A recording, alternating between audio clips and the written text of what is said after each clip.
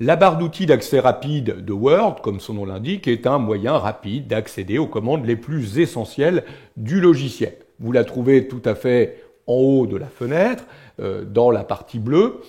Elle contient pour l'instant quelques petits boutons qui ont été placés pour vous. Vous allez pouvoir en ajouter si vous le souhaitez.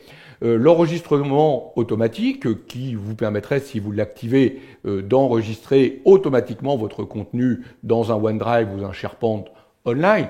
Évidemment, ça n'est utilisé que si vous avez un compte Microsoft associé. Comme ça, dès que vous commencez à taper, c'est enregistré dans votre espace.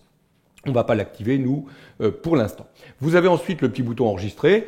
Vous avez noté que le raccourci clavier CTRL-S permettrait d'effectuer également cet enregistrement. Donc pratique, hein, chaque fois qu'on veut enregistrer, on clique ce petit bouton ou CTRL-S. Encore faut-il que vous ayez déjà indiqué l'endroit où vous voulez stocker votre document et que vous lui avez donné un nom. Le bouton annuler qui permettra toujours d'annuler la dernière action.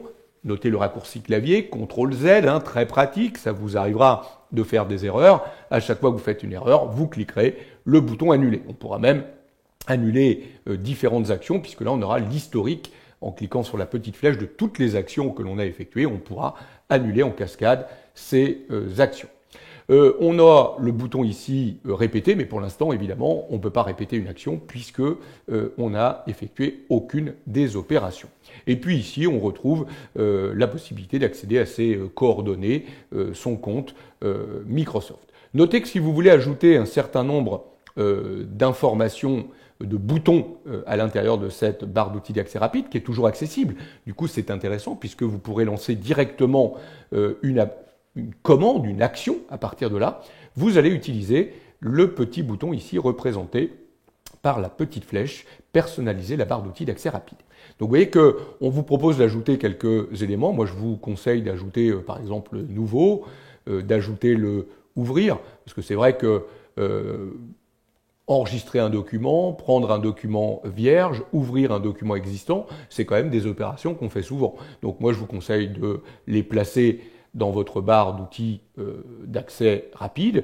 Vous pourriez ajouter également la correction orthographique, l'éditeur, hein, avec la touche ici F7 en raccourci, ou vous pourriez également mettre, à mon avis, l'aperçu avant impression. Voilà. Moi, je vous conseille de mettre au moins ces boutons-là qui sont très importants, que vous utiliserez au quotidien.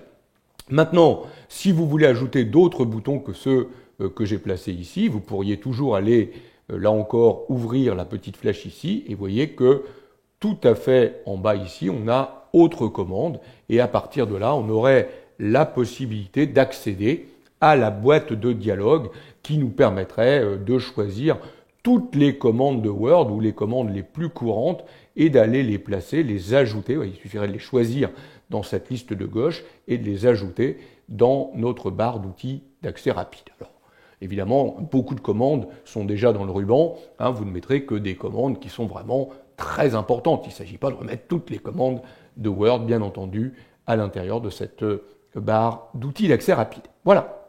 Moi, je vais laisser ici les commandes que j'ai placées, donc je vais annuler.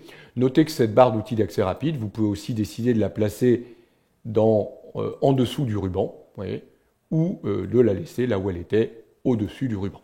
Donc voilà pour cette barre d'outils d'accès rapide, moyen rapide d'accéder à des commandes que vous utilisez très régulièrement dans Word.